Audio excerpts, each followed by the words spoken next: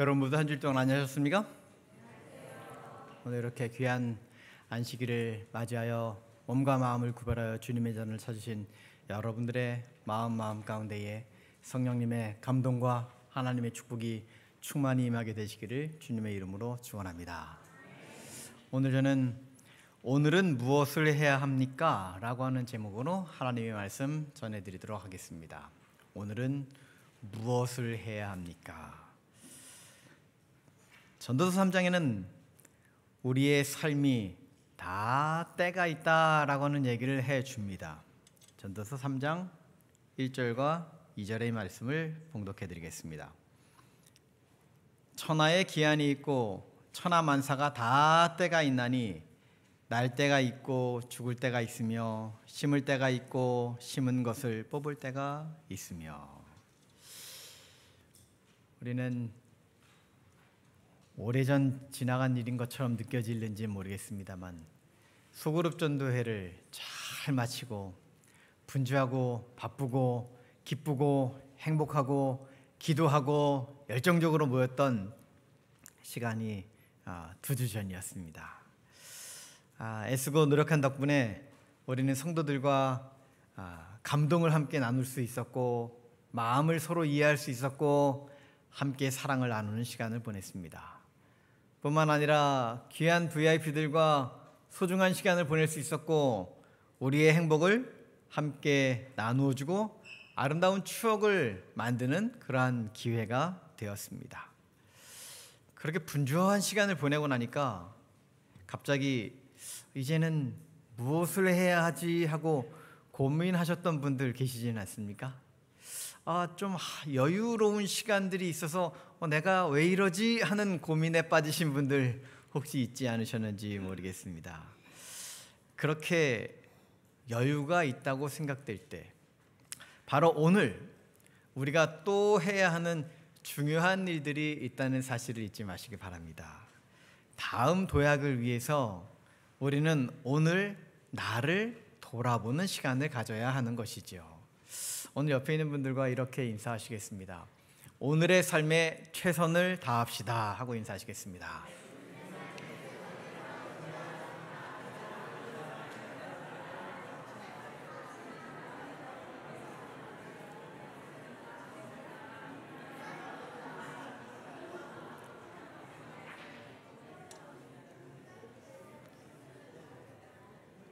지혜의 왕 솔로몬은 우리의 인생에 모든 것이 때가 있기 때문에 그날에 최선을 다하여 살아가는 일이 얼마나 중요한지를 이야기해 줍니다. 범사에 기한이 있고 천하만사가 다 때가 있나니. 때를 놓치면 후회해도 회복할 수 없는 경우들이 많이 있지요. 어떤 때는 딱 그 타이밍을 놓치고 나면 도저히 돌이키는 것이 불가능한 그런 때도 있습니다. 하나님은 또 그런 걸 아시기 때문에 때를 따라서 만물을 또 아름답게 하시는 분이시라고 11절은 이야기하죠. 우리는 과연 그 때를 잘 알고 때를 맞춰서 살아가고 있는지 고민해 보는 것입니다. 오늘 우리는 무엇을 해야 할 때입니까? 티벳 전설에는 내일이면 집 지으리라고 하는 새 이야기가 있습니다. 히말라야에 사는 이새는 어찌나 게으른지 그 추운 산에 살면서도 둥지 없이 사는 새입니다. 낮에는 그래도 햇볕이 쬐니까 그럭저럭 지낼만 한데 밤이 되면 히말라야에는 눈보라와 세찬 바람이 불어오는 것이죠. 둥지가 없으니까 추위 속에서 밤새 결심을 합니다. 내일이면 집 지으리, 날이 새면 집 지으리.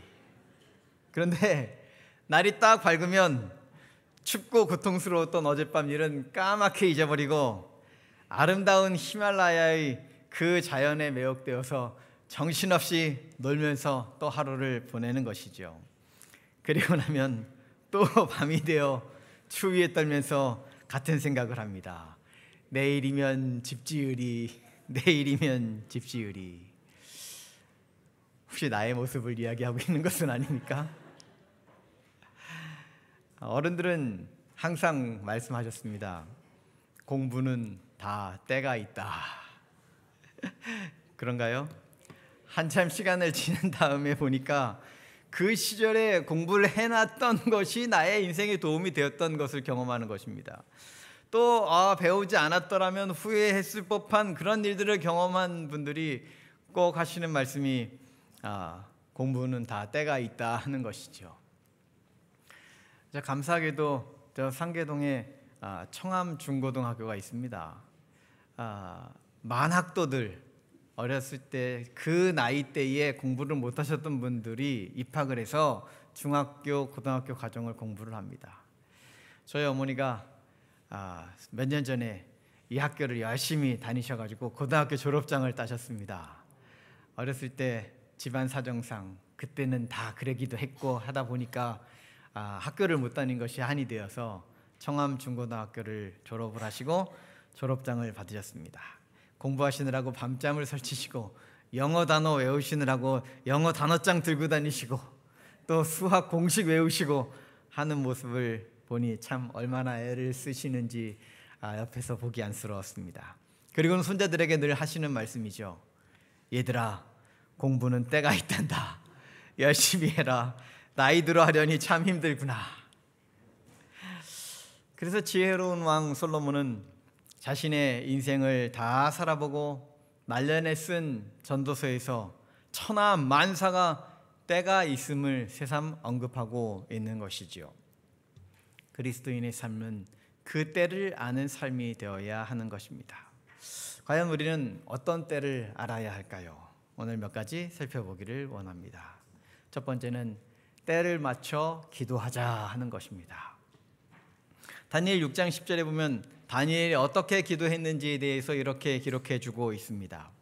다니엘이 이 조서에 왕의 도장이 찍힌 것을 알고도 자기 집에 돌아가서는 윗방에 올라가 예루살렘으로 향한 창을 열고 전에 하던 대로 하루 3번씩 무릎을 꿇고 기도하며 그의 하나님께 감사하였더라. 아멘.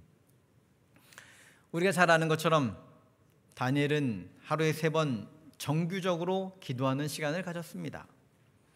비록 그것으로 인해서 모함을 받아서 사자굴에 들어가는 경험을 하게 되기는 했지만 그에게 있어서 정기적으로 때를 따라서 기도를 하는 일은 매우 중요한 것이었습니다. 그는 그렇게 하지 않는 것보다 목숨을 버리는 것이 더 낫다고 생각하였던 것이지요. 어쩌면 그 믿음 덕분에 그는 사자굴에서도 하나님의 천사의 돌보심을 경험하였던 것이었습니다.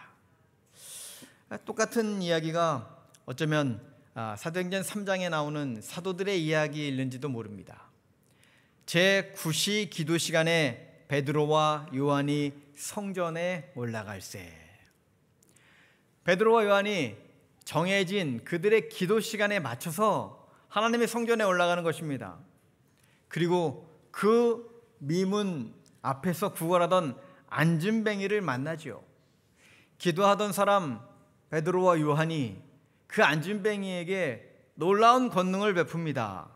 사도행전 3장 6절에 있는 말씀처럼 베드로가 이르되 은과 금은 내게 없거니와 내게 있는 이것을 너에게 주노니 나사렛 예수 그리스도의 이름으로 일어나 걸으라. 그가 일어나 걷게 되었습니다. 그리고 뛰며 하나님의 이름을 찬양하였습니다. 기도하는 사람, 그는 위대한 권능을 나타내는 사람이라고 하는 것을 성경은 우리에게 이야기해 주고 있는 것이죠. 위대한 그리스도인들은 자신만의 정해진 기도 시간에 기도하는 사람이라고 하는 것입니다. 우리에게도 기도하는 시간이 필요합니다.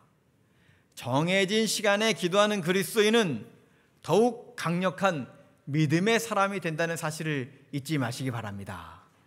그래서 나름대로의 특별한 시간을 구별해야 합니다. 나름대로의 소중한 시간을 기억하여서 그 시간에 간절하게 기도하는 사람이 되어야 하는 것이죠. 종교개혁자 루터는 어떻게 기도하였는지 이엔 바운즈는 그의 책에서 이렇게 기록하고 있습니다. 루터는 내가 아침에 2시간 기도하지 않으면 그날은 마귀가 계속 승리한다. 나는 할 일들이 너무 많기 때문에 매일 3시간을 기도하지 않으면 그 일들을 감당할 수 없다고 말했다. 루터는 그의 사명, 그의 역할, 그의 사역, 그의 삶 너무나 중요하기 때문에 그 중요한 일들을 하고 자신을 준비하고 하나님과 연결되기 위하여서 2시간, 더 중요한 일이 있을 때는 3시간씩 기도하는 사람이었다라고 하는 것을 이야기해 주고 있습니다. 우리가 영원한 나라를 사모하는 사람들이라면, 우리의 믿음이 날마다 성장하기를 바라는 사람들이라고 하면 정기적으로 정해진 시간에 구별하여 하나님께 기도하는 기도의 백성들이 되시기를 간절히 바랍니다. 교회 증언 7권 118쪽은 이렇게 이야기합니다. 그들이 정규적으로 기도할 시간도 없고 성경 공부를 위한 시간도 전혀 없이 되는 대로의 환경에 맡겨져서는 안 된다. 그렇게 방치되면 그들은 영원한 실제에 대하여 부주의하고 무관심하고 냉담해진다. 우리가 정기적으로 하나님께 기도하는 시간을 갖지 않는다면 우리의 신앙은 영원한 것에 대한, 영원한 하늘나라에 대한 사모가 점점 없어지는 것이라고 하는 것이지요. 우리의 마음 가운데에 하나님을 향한 마음이 점점 다른 것들로 채워질 것이라고 하는 것입니다. 그래서 하나님께서는 우리가 영원한 것을 사모하면서 정규적으로 우리의 기도의 시간이 필요하다고 말씀하시는 것이지요. 우리 모두가 때를 맞춰 기도하는 일을 통해 날로 우리의 믿음이 성장하고 하나님과 연결되는 삶을 살아가시는 우리 모든 터평교회 성도님들이 되시기를 간절히 바랍니다. 첫 번째로 우리가 오늘 해야 하는 일, 그것은 바로 때를 따라 기도하는 일이었다라고 하는 것이죠. 두 번째는 때를 맞춰 말씀 보자라고 하는 것입니다. 영혼의 호흡이 기도라고 한다면 영혼의 양식은 말씀입니다. 시편 1편 1절과 2절은 우리가 어떻게 말씀을 사모하며 살아가야 하는지에 대해서 이런 말씀을 주지요. 복 있는 사람은 악인들의 꾀를 따르지 아니하며 죄인들의 길에 서지 아니하며 오만한 자들의 자리에 앉지 아니하고 오직 여호와의 율법을 즐거워하여 그 율법을 주야로 묵상하는도다. 복 있는 자의 삶, 형통한 길로 가는 그런 방법은 바로 하나님의 말씀을 묵상하는 것과 연결되어 있다라고 하는 것입니다. 그래서 여호수아 1장 8절에서도 하나님은 똑같이 이렇게 말씀하시죠.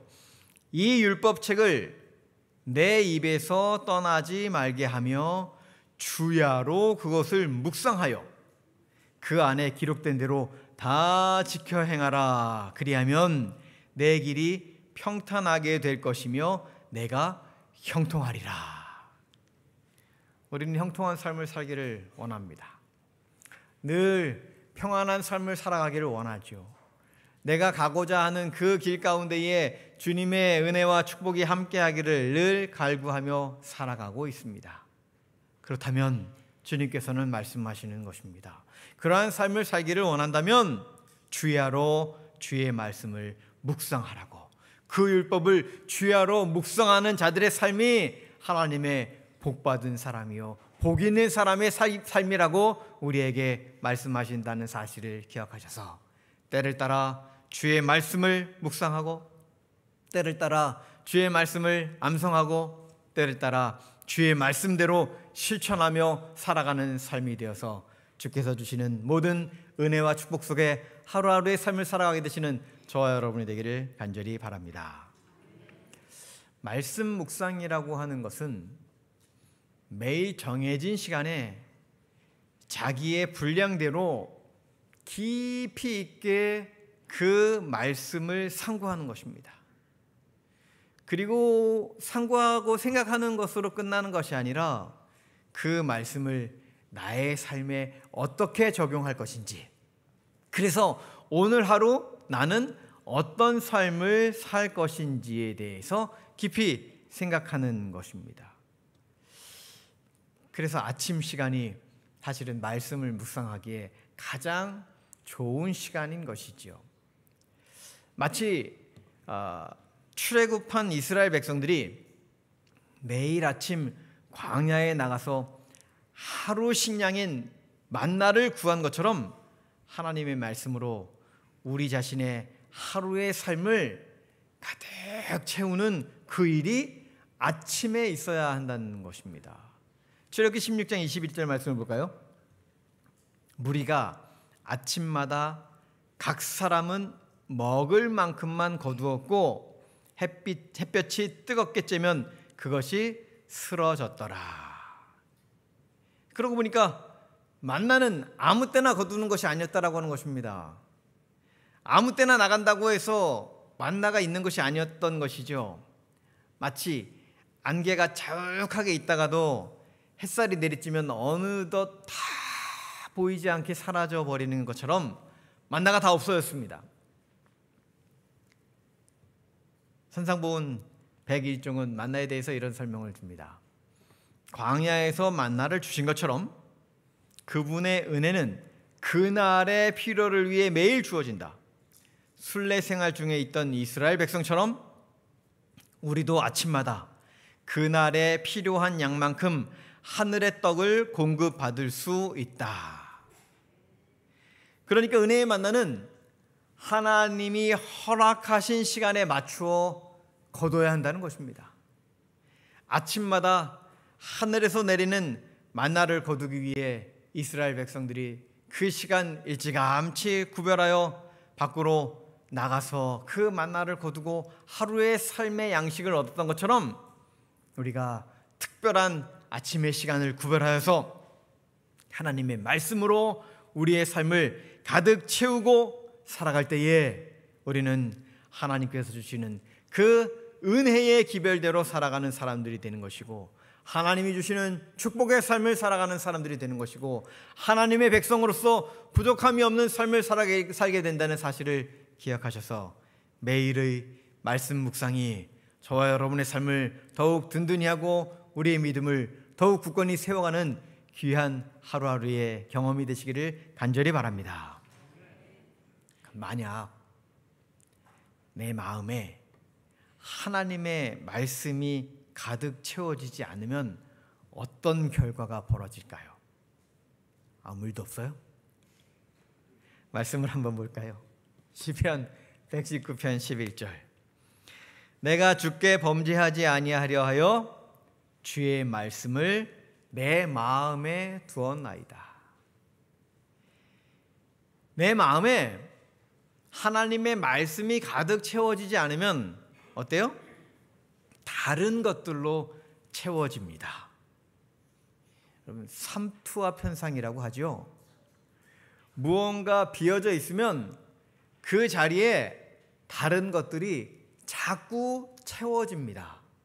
싱거운 물과 소금물이 주변에 같이 있으면 그 소금물의 영향을 받아서 그 싱거운 물도 거의 짠물이 되어버리고 마는 것이죠.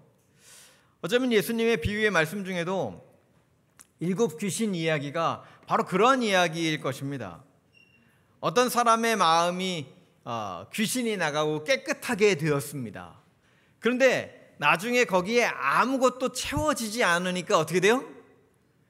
더 악하고 나쁜 많은 7 귀신을 데리고 와서 그 사람의 마음을 자리 잡고 자기들이 주인인 것처럼 행세하는 이야기를 누가복음 11장에 예수님이 해주고 있는 것이지요. 무언가 더 중요하고 무언가 더 가치 있는 것이 가득 채워지지 않으면 그곳은 자꾸 다른 것들, 내가 생각하지 않은 것들, 이상한 것들로 점점 채워진다라고 하는 것입니다. 네, 저희 집에 오신 분들이 거실이 아주 깔끔하고 깨끗하다고 좋아들 하셔요. 근데 점점 저희 집에도 뭔가가 계획하지 않은 것, 생각하지 않은 것들이 이렇게 채워집니다. 꽃밭에 잡초가 나지 않게 하는 가장 좋은 방법은 잡초를 열심히 뽑아주는 것이죠. 그런데 그보다 더 좋은 방법이 있습니다. 꽃밭에 꽃을 풍성히 자랄 수 있게 해주면 그만큼 잡초가 덜 자라는 것이죠. 우리의 마음이 정결한 것은 바로 깨끗하게 하기 위하여 애쓰고 노력하고 청소하고 정리하는 것으로 우리의 마음이 정결하게 유지되는 것이 아니라 바로 우리의 마음 가운데에 하나님의 말씀이 가득 채워져 있을 때에 우리의 마음이 더 주님께로 연결되고 더 거룩한 것으로 가득 채워진 그러한 삶을 살게 된다는 사실을 잊지 말게 되기를 간절히 바랍니다. 우리의 온전한 믿음을 위하여 주야로 하나님의 말씀을 묵상하고 그 말씀으로 가득 찬 삶, 그 삶을 통해 우리의 믿음이 더욱 성장해 나가는 우리 모든 토평교회 성도님들이 되기를 간절히 바랍니다. 세 번째로 우리가 기억해야 하는 것은 때를 맞춰 하나님을 만나자라고 하는 것입니다. 히브리서 4장 16절은 이렇게 얘기합니다. 그러므로 우리는 긍휼하심을 받고 때를 따라 돕는 은혜를 얻기 위하여 은혜의 보좌 앞에 담대히 나아갈 것이니라. 때를 따라서 우리가 주님의 보좌 앞에 나아가는 삶이 바로 우리를 하나님과 연결되는 그러한 삶이 되게 만들어 준다는 것입니다. 바로 그렇기 때문에 신앙의 가장 기본적이고 본질적인 것이 바로 하나님과의 교제를 나누는 일이라고 해주는 것입니다. 하나님을 만나는 일이란 바로 인격적인 하나님과의 만남을 이어가는 것입니다. 시시때때로 주님을 찾는 것이죠. 하나님께서 인간을 만드셨을 때 하나님의 형상을 따라 만드신 이유가 있습니다. 그것은 바로 하나님과 교제가 가능한 그러한 존재로 삼으시기 위함이었습니다. 나랑 영 성격도 다르고 나랑 영 삶의 패턴도 다르고 나랑 영 좋아하는 것도 다른 사람이랑 사귀려면 쉬워요, 어려워요. 근데 나랑 비슷한 사람, 나랑 취향도 비슷한 사람, 나랑 음식도 같은 거 비슷한 거 좋아하는 사람이랑 만나려면 편해요? 네, 그런 사람들 만나면 편해요. 내가 굳이 그 사람 때문에 깊이 고민하고 생각하지 않아도 되는 것이죠. 하나님은 우리를 그런 사람으로 꼴지어 주시기 위하여 당신의 형상을 닮은 사람으로 만드신 것이었습니다. 당신의 형상을 따라서 인간을 만드셨습니다. 비슷하게 만드신 거죠. 그래야 같이 교제하기가 편하니까 말씀이지요. 그러나 죄로 인하여 하나님과의 관계가 깨어진 것입니다. 죄가 하나님과 우리의 사이를 멀게 만들어 버렸습니다. 죄를 짓고 나니까 민망해서 하나님께 가기가 쉽지 않은 것이죠. 그런데 우리는 죄를 지어서 어찌할 줄 몰라 할 때에도 하나님께서는 뭐라 그러세요? 우리와 관계를 회복하기 위해서 다시 우리를 찾으시고 다시 우리를 부르시고 여전히 우리에게 가까이 오시는 그런 하나님이시라고 하는 사실을 우리에게 상기시켜 주시는 것입니다. 이사야 1장 18절 여호와께서 말씀하시되 오라 우리가 서로 변론하자 너희의 죄가 주홍 같을지라도 눈과 같이 희어질 것이요 진홍같이 붉을지라도 양털같이 희게 되리라. 마치 우리가 하나님을 도저히 만날 수 없을 것 같은 그러한 죄악으로 가득 찬 순간이라 할지라도 하나님은 우리에게 다가오셔서 우리의 마음을 열기를 바라시는 그러한 우리의 인자하신 아버지가 되신다는 사실로 인해서 감사하며 살아가게 되시기를 간절히 바랍니다. 그분은 말씀하십니다. 우리의 마음이 꽉 닫혀 있을 때에도 오라 우리가 서로 변론하자. 얘야 이리 와봐. 나랑 얘기 좀 하자. 얘야 내가 너에게 전해줄 이야기가 있단다. 우리 마음을 터놓고 함께 얘기를 좀 나누는 시간을 가지면 얼마나 좋겠니? 주님께서는 우리를 그렇게 초청하신다는 사실입니다. 우리가 잘 아는 것처럼 대화의 단절은 관계의 단절을 초래합니다. 어쩌면 관계가 안 좋으니까 대화하고 싶지 않을 수도 있습니다. 그런데 어떻게든지 말문을 한번 트고 나면 그 다음엔 그래도 어떻게든지 말이 되고 관계가 호전되는 것을 보게 됩니다. 그렇습니다. 우리는 하나님과의 교제를 나누며 살아가는 사람들입니다. 하나님과 대화를 나누면서 하나님과 더욱 가까운 삶을 살아가는 그러한 사람들이 되어야 하는 것이죠. 그런데 가끔 우리는 고민을 합니다.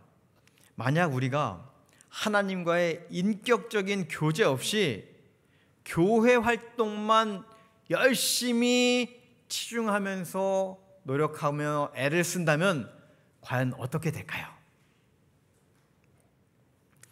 예전에 있던 교회에 한 수석 집사님이 너무 열심히 쉬어가지고 교회만 오면 주방에서 식사를 위해서 수고하시는 집사님들을 도와주느라고 도무지 본당을 못 올라오시는 거예요.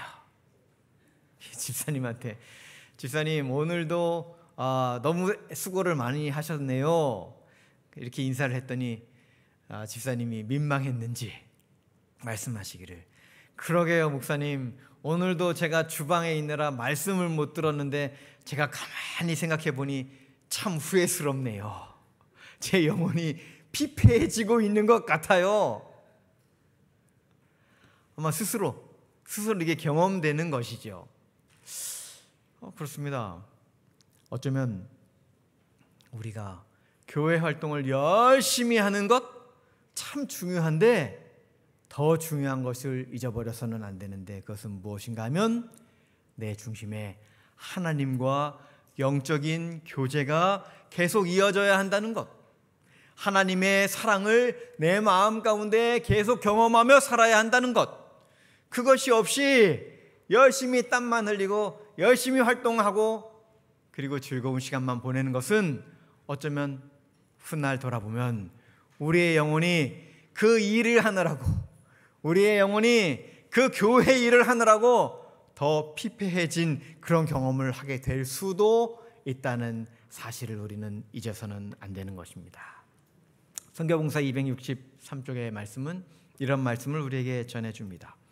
그들은 날마다 일정한 의식과 외형적 의무는 행하였으나 그들의 봉사에는 생명이 없었고 그리스도의 의가 나타나지 않았다. 그들의 마음과 정신에는 의의 태양빛이 없었으며 그들은 그리스도의 생애의 품성, 모습과 외모를 닮아가게 하는 진리에 대한 사랑이 없었다. 그들의 노력에는 은혜의 기름이 섞여 있지 않았다. 그들의 종교는 참 알맹이가 없는 바짝 마른 껍데기에 불과하였다. 하나님의 은혜가 부족한 사람들, 하나님과 연결됨이 끊어진 사람들, 그러나 겉으로 보기에는 아무렇지도 않게 교회 일을 하는 사람들, 바리새인들이 그랬습니다. 겉으로 보기에는 종교적 열심히 뛰어난 사람들이었습니다. 하지만 진정한 하나님과의 교제를 간과하고 그저 형식에 치우친 사람들이었습니다.